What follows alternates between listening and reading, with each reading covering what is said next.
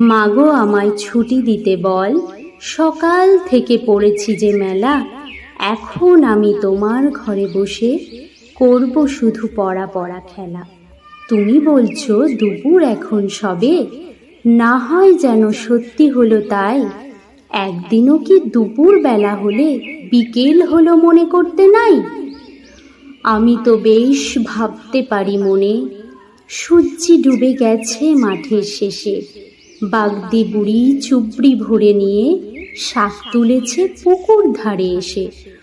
আদার হলো মাদার গাছের তলা, কালি হয়ে এলো দিঘির জল।